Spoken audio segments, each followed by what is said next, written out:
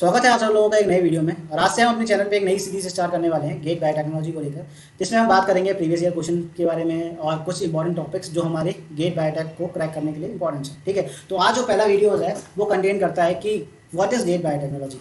Okay, तो कुछ जो नए स्टूडेंट्स हैं जो इससे फेमिलियर नहीं है, मैं ये वीडियो उन लोगों के लिए बना रहा हूँ जिससे, और कुछ हम सिलेबस के बारे में बात करेंगे कि वो उनको ये समझ में आए कि किस तरीके से हमारा ये एग्ज़ाम होता है, उसका क्या एक पैटर्न है, उसका कितना टाइम ड्यूरेशन होता है और हमारा सिलेबस क्या है गेट बीटी का।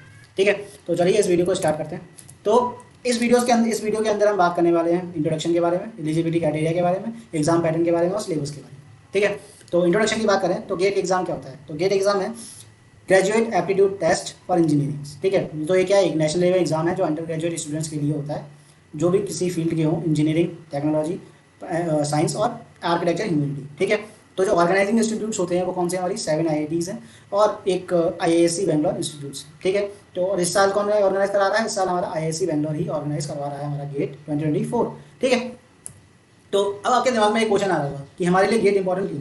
तो गेट गेट क्या करता है, आफ्टर क्वालिफाइंग गेट एग्जाम हमें क्या मिलता है, हमें एक स्कोर कार्ड मिलता है जिसकी वैलिडेशन क्या होती है, 3 ईयर्स की होती है। और उसके बेसिस पे हम किसी भी मास्टर प्रोग्राम और डॉक्टर प्रोग्राम में क्या कर सकते हैं, किसी भी IITs के अंदर एडमिशन ले सकते हैं। ठीक है, और हमें क्या मिलेगा, हमें फाइनेंशियल एड मिलेगी on the basis of program जो हमने चूज़ किया। जैसे मास्टर्स है, मास्टर्स के लिए हमें कितने मिलेंगे, 12,400 मिलेंगे। ऐसे ही अगर हम PhD करेंगे तो PhD के लिए हमें कितने मिलेंगे, 45,000 मिलेंगे। तो इस बेसिस पे होता है और ये हमें फाइनेंशियल एड प्रोवाइड करवाता है। ठीक है, और कुछ जो और कोर्सेज होते हैं जिसके अंदर हमें PSUs भी मिलता है एक्सेप्ट अवर बायोटेक्नोलॉजी। हमारे बायोटेक के अंदर कोई भी PSU नहीं है। ठीक है, अब आपके दिमाग में एक क्वेश्चन आ रहा होगा कि इसका एलिजिबिलिटी क्राइटेरिया क्या है। तो एलिजिबिलिटी क्राइटेरिया ये है कि कोई भी BSc स्टूडेंट जो पास आउट है या फाइनल ईयर में है, ऐसे ही BTech का स्टूडेंट जो पास आउट है, फाइनल ईयर में है और थर्ड ईयर में है, वो क्या कर सकता है, और वो इन ब्रांचेस से लेकर है तो वो गेट के लिए अप्लाई कर सकता है। ठीक है, तो आपको क्या इन एलिजिबिलिटी क्राइटेरियाज को फुलफिल करना होगा, तभी आप गेट को अप्लाई कर सकते हैं। ठीक है, अगर हम बात करें एग्जाम पैटर्न के बारे में तो एग्जाम को क्या किया गया है, 2 पार्ट्स में डाइवर्ट किया गया है। पहला सेक्शन ए, दूसरा सेक्शन बी। ठीक है, अब सेक्शन ए जो होता है हमारा जनरल एप्टीट्यूड पोर्शन होता है, जो क्या होता है, कॉमन होता है। और सेक्शन बी जो होता है हमारा स्पेशलाइज सब्जेक्ट, जो हमने सब्जेक्ट चूज किया है उसके बेसिस पे होता है। और वो भी 2 तरीके से होते हैं, हमारा पहला इंजीनियरिंग मैथमेटिक्स पोर्शन होता है, दूसरा हमारा सब्जेक्ट पोर्शन जो हमारा सब्जेक्ट, जैसे हमारे केस में बायोटेक। जनरल एप्टीट्यूड का जो मार्क डिस्ट्रीब्यूशन होता है हमारे 15 मार्क्स होते हैं, और इंजीनियरिंग मैथमेटिक्स के हमारे 13 और 72 मार्क्स होते हैं on the basis of that. ठीक है, और टोटल मार्क जो है हमारे पेपर का वो कितना है, हमारा 100, और टाइम ड्यूरेशन जो होती है हमारी 3 आवर्स का होता है। ठीक है, ऐसे अगर हम बात करें किस किस तरीके के क्वेश्चन आते हैं, तो 3 तरीके के क्वेश्चन आते हैं। पहला MCQ, MSQ, NAT। MCQs हमें पता है, MCQs क्या है, MCQs है कि जिसके अंदर हमारा क्वेश्चन होगा और एक जो ऑप्शन होगा वो क्या होगा, करेक्ट होगा। ठीक है, ये हमारा क्या है, MCQ है। पर MSQs में क्या होता है ना, MSQs में हमारा मल्टीपल जो हमारे ऑप्शंस है वो क्या होते हैं, करेक्ट होते हैं। तो जितने भी ऑप्शंस हमारे क्वेश्चन के हिसाब से करेक्ट आ रहे हैं वो हमें क्या करने पड़ेंगे, सिलेक्ट करने पड़ेंगे। ठीक है, ऐसे अगर हम NAT की बात करें, NAT क्या है, हमारे न्यूमेरिकल टाइप क्वेश्चन है, हमारे न्यूमेरिकल बेस्ड होते हैं, जिसमें हमें हमारा जो क्वेश्चन है, जो हमारा क्वेश्चन के बेसिस पे हमारा आंसर है उसको हमें टाइप करना होगा उसके अंदर। अब हमारे NATs के अंदर कोई भी नेगेटिव मार्किंग नहीं होती। ठीक है, नो नेगेटिव मार्किंग। ठीक है, और जो हमारे पेपर के अंदर जो क्वेश्चंस आते हैं उसमें मार्क डिस्ट्रीब्यूशन 2 तरीके से होता है, 1 मार्क्स और 2 मार्क्स। और जैसा कि हमें पता ही है कि हमारे गेट के अंदर क्या होता है, नेगेटिव मार्किंग होती है। तो on the basis of mark कि अगर 1 मार्क का क्वेश्चन है तो हमारा 1/3 मार्क्स रिड्यूस होंगे, और 2 मार्क का क्वेश्चन है तो हमारा 2/3 मार्क्स रिड्यूस होंगे।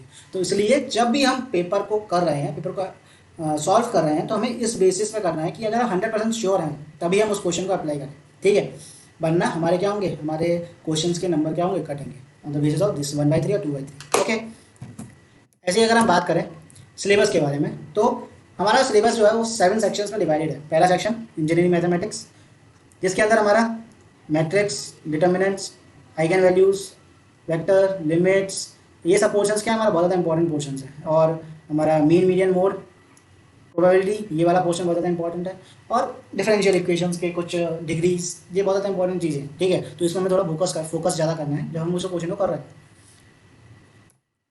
और जो सेक्शन 2 होता है वो हमारा होता है जनरल बायोलॉजी को लेकर, जैसे कि इसमें कंटेंट होती है बायोकेमिस्ट्री, माइक्रोबायोलॉजी और इम्यूनोलॉजी। इसके अंदर जो एंजाइम एनालिटिक काइनेटिक्स वाला क्वेश्चन होता है, मेटल्स एंड मेटल इक्वेशन, ये बहुत ज़्यादा इंपॉर्टेंट है। इसका एक क्वेश्चन आता है हर साल।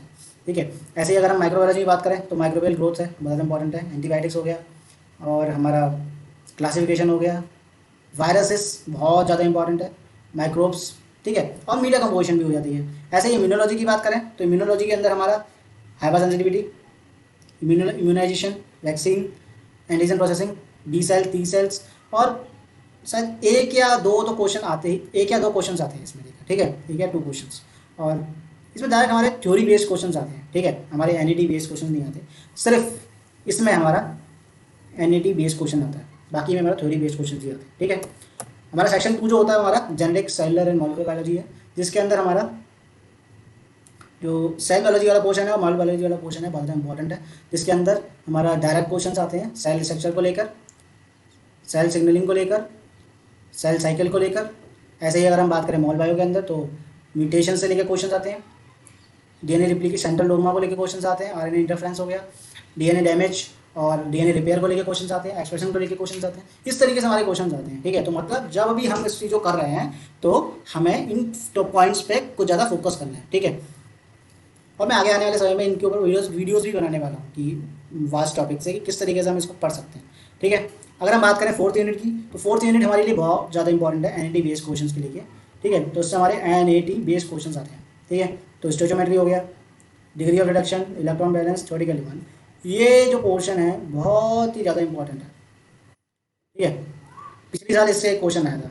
ऐसे ही अगर हम सेकेंड की बात करें तो बायोएनर्जेटिक वाला पोर्शन बहुत ज़्यादा इंपॉर्टेंट है। ऐसे हम बात करें ट्रांसपोर्ट प्रोसेस की तो उसके अंदर KLa, oxygen transfer, heat transfer और हीट ट्रांसफ़र कोफिशिएंट, इसका एक एनईटी क्वेश्चन आता है हर बार, ठीक है। इसलिए ये जो है बहुत ज़्यादा इंपॉर्टेंट चीज़ है, ठीक है। ऐसे अगर हम बात करें तो ये जो यूनिट सेक्शन है हमारा फिफ्थ सेक्शन, ये बहुत ज़्यादा इंपॉर्टेंट सेक्शन है, ठीक है। इसके अंदर batch, fed batch, continuous, substrate utilization, product formation, kinetics और इंजाइम का reactors, optimization, scale up, media formulation, mean सारे ही टॉपिक बहुत ज़्यादा इंपॉर्टेंस हैं। और इससे हमारा थ्योरी भी और एनईटी बेस्ड क्वेश्चंस भी आते हैं, ठीक है। और एटलीस्ट 20 to 25 मार्क्स इससे आप प्रिडिक्ट कर सकते हैं, इतना इम्पॉर्टेंट यूनिट है, ठीक है।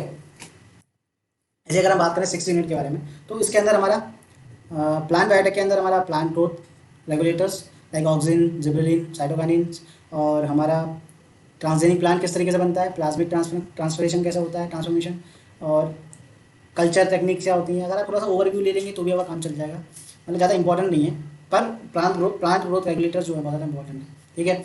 ऐसे अगर हम बात करें ग्रोथ कंडीशंस, एनिमल सेल, और इसमें एक क्वेश्चन पिछले आया था CO2 इंक्यूबेटर को लेकर, एनिमल क्लोनिंग, ट्रांसजेनिक एनिमल्स, और हमारा हाइब्रिडोमा टेक्नोलॉजी, ये बहुत ज़्यादा इंपॉर्टेंट है। और स्टेम सेल्स का एक ट्रेंडिंग टॉपिक है, इसलिए ये भी बहुत ज़्यादा इंपॉर्टेंट है हमारे लिए। ऐसे अगर हम बात करें माइक्रोब के बारे में तो एंटीबायोटिक्स और लार्ज स्केल प्रोडक्शन किस तरीके से कर सकते हैं, प्योरीफिकेशन, तो मतलब टेक्निक हमारी बहुत ज़्यादा इंपॉर्टेंट है, ठीक है। इसलिए इस पर हमें फोकस करना है, ज़्यादा नहीं, मतलब ज़्यादा क्वेश्चंस नहीं आते, पर कुछ टॉपिक्स हैं उस पर हमें ढंग से फोकस करना है, ठीक है। अब ये जो यूनिट है वो हमारी सेकंड मोस्ट इंपॉर्टेंट यूनिट है, ठीक है। इसलिए इस यूनिट पे हमें क्या करना है, इसे काम करना है। अब जैसे हम बात करें मॉलिक्यूलर टूल्स, ये इंपॉर्टेंट है, ये भी बहुत इंपॉर्टेंट है। जब भी आप इन दोनों चीज़ों को पढ़ रहे हो तो उसके प्रिंसिपल और एप्लीकेशन, इन दोनों चीज़ों पे काम करना है। ऐसे ही रेस्ट्रिक्शन एंजाइम, मॉडिफिकेशन एंजाइम्स, इससे डायरेक्ट क्वेश्चन आता है। और vector, gene isolation, gene targeting techniques, ये बहुत ज़्यादा इंपॉर्टेंस है। ऐसे ही अगर हम बात करें बायो इन्फॉर्मेटिक्स के बारे में तो उसमें कुछ फिक्स क्वेश्चन आते हैं, तो उसके बारे में हम बात करेंगे फ्यूचर वीडियोज़ के अंदर। और ये था सिर्फ सिलेबस के बारे में कि किस तरीके से क्वेश्चन आते हैं, किस तरीके से क्वेश्चन बनते हैं। और अगर हम बात करें किस तरीके से आप अप्लाई कर सकते हैं गेट के लिए, तो जब आप जाएंगे तो जब IISc गेट डालेंगे या गेट 2024 डालेंगे तो एक पोर्टल आएगा IISc के साथ, तो उस पोर्टल पर आपको क्लिक करना है और जाकर ये लॉगिन वाले पोर्शन पे आपको क्या करना है, क्लिक करके अपना ID पासवर्ड जनरेट करना है, ठीक है।